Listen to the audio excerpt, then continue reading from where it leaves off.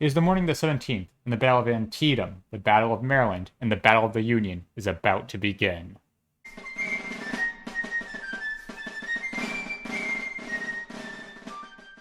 Major General George B. McClellan has the offensive and has come up with a general plan. The 1st Corps will assault from the north, followed by the 12th Corps, and lastly the 2nd Corps. Each attack will move further towards the Confederate center, thus spreading out the pressure and causing Lee to spend his reserves. After that, he will send in Major General Ambrose Burnside with the 9th Corps to lock in the enemy forces by charging the flank, and then use the 5th and 6th Corps to crush Lee. Or so we think. It's hard to piece together his exact plan with the benefit of hindsight, which doesn't even speak well for those who were there earlier this morning.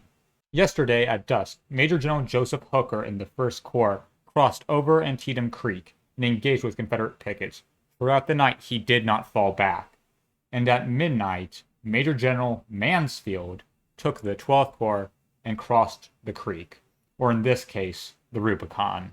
The fights on the previous days were only preliminaries to the great struggle between constitutional law and the inviolability of the National Compact on the one side and of treason on the other.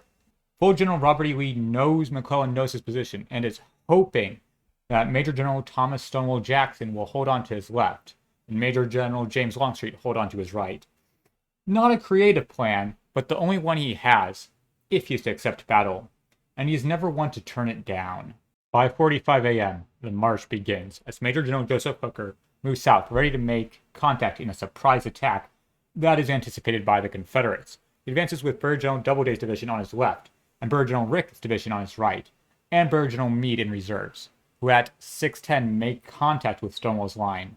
Opposing Doubleday is the Stonewall division led by Brigadier General John R. Jones, and opposing Ricketts is Ewell's division led by Brigadier General Alexander R. Lawton. We had not proceeded far before I had discovered that a heavy force of the enemy had taken possession of a cornfield in my immediate front. From the sun's rays falling on their bayonets projecting above the corn, I could see that the field was filled with enemies. It seems that Jones and Lawton can't command their men as well as Jackson and Ewell, because General Hooker's men easily turn away the skirmishers and drive hard the two rebel divisions. Brigadier General Lawton can't do much against Ricketts, and his division is nearing complete destruction against a hailstorm of lead.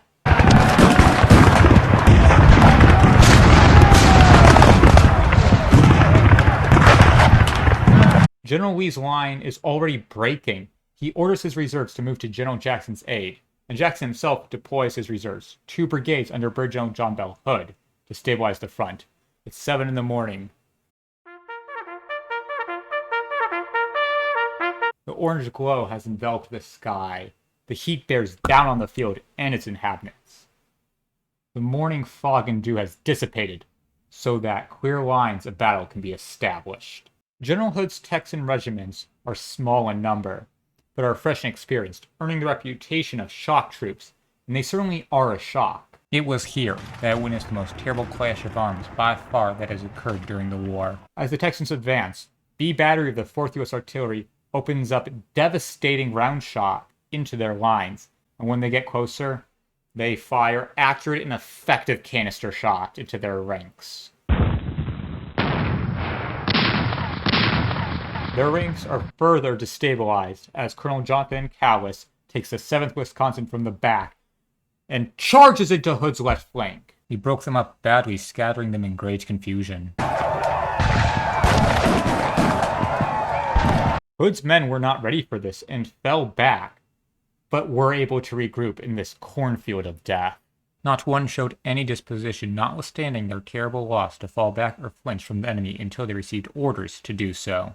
The Confederates charge again and take the position. But as it begins to near 7:30, that's all they're able to do. But that does mean Jackson's position has been stabilized. Hooker must now wait for Major General Joseph Mansfield to continue the battle further south, for it is too bloody to continue the charge in this damned cornfield. The slain lay and rose precisely as they had stood in their ranks a few moments before. It was never my fortune to witness a more bloody, dismal battlefield. The 12th Corps enters the scene, hoping to continue Major General Hooker's successes. General Mansfield has received no words nor official reports and writes to the leader of the First Corps to inquire of the day's events. It is not a pretty picture he receives. General Hooker tells him the center of the First Corps has been broken by General Hood's assault, and instead of a continuous attack, it should be the goal of the 12th Corps to sit defensively. The confused General Mansfield writes towards his men, who are now closing in on the enemy. They approach a final fence from the east woods. A duel of rifle fire breaks out between the advanced 10th Maine and whoever's on the other side. Mansfield fears it's men of the First Corps and rides down the line, ordering his men to cease fire. But the other group doesn't stop their gunfire. He rides towards the fence, but his horse won't jump it. He dismounts. He passed the rear of the regimental line when a gust of wind blew aside his coat, and I discovered that his whole front was covered with blood. I'd watched the general for more than 5 minutes, expecting every moment to see him shot, but this was the first knowledge I had of the accident. I ran to him and asked if he was hurt badly. He said, "Yes, I shall not live, shall not live. I'm shot by one of our own men." He was attempting to mount his horse again, but I informed him that the horse was wounded. He suggested him taking the orderlies, but his strength now failed him. And he said, "No, take me off. I am shot. I shall not live." And he directed the orderly to look after his horse. "Major, I'm an old man, and I want to die in defense of the capital." The 12th Corps is left leaderless and in confusion. Who are they facing? What are their orders? What is the state of the battle? Brigadier General Alpheus S. Williams takes command and rides towards General Hooker for instructions. They talk for only a short time, as Hooker is soon wounded in the foot and leaves the battlefield. Brigadier General George Meade takes his place. I agree with Norman Stevens that this infirmity is more mental than physical. I received such directions as the pressing exigency would permit.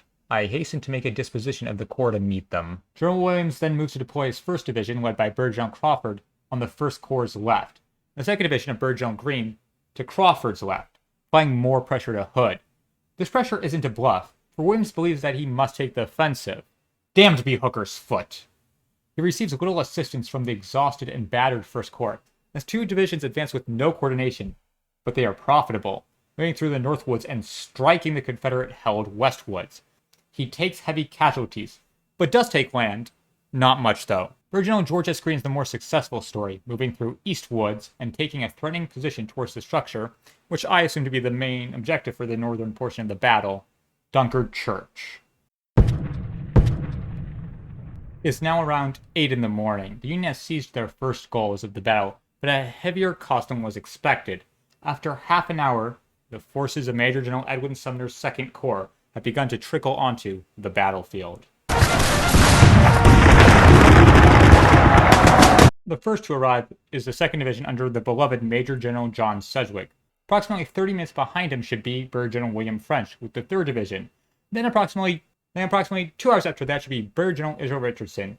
For you see, he has yet to receive the orders to advance. Sedgwick received them at 7, French at 7:30. Richardson is needlessly far behind.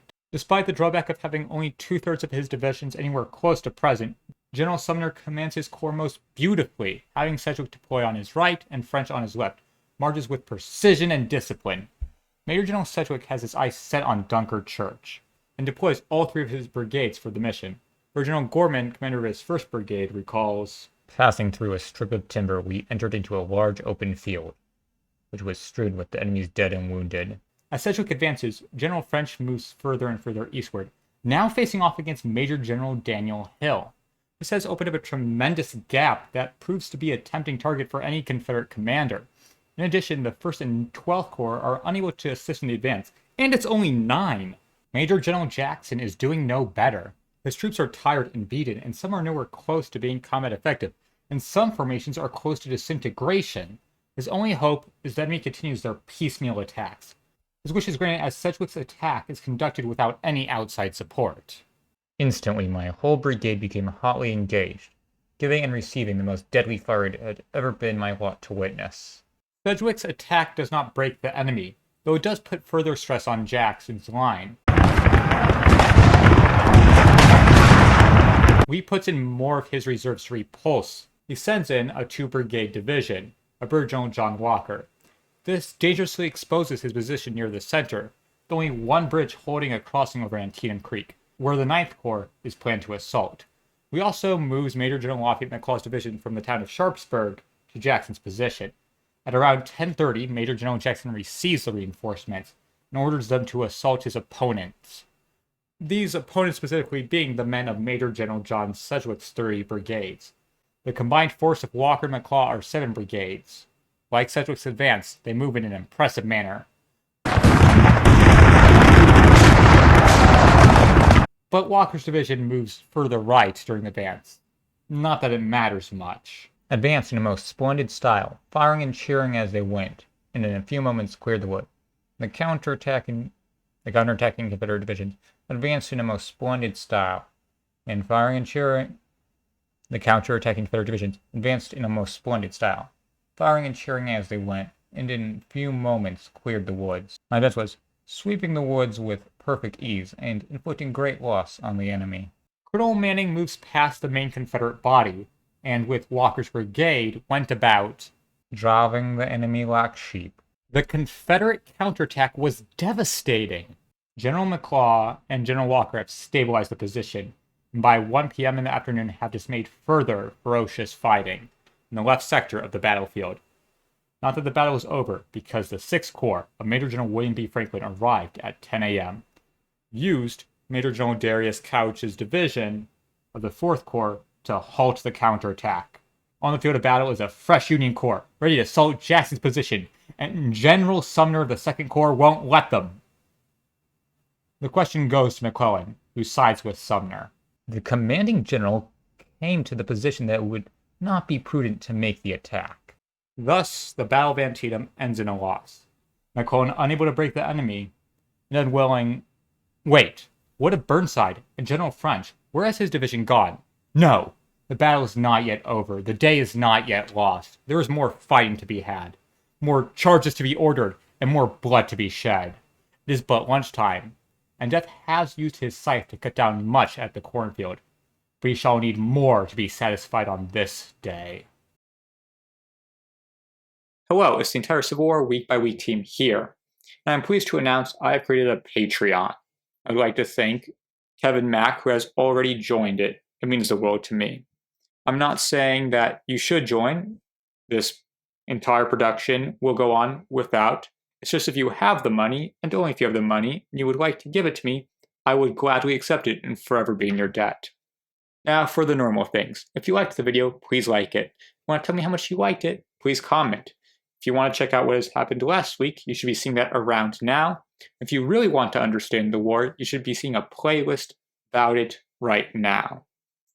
Thank you all, and I shall see you next week.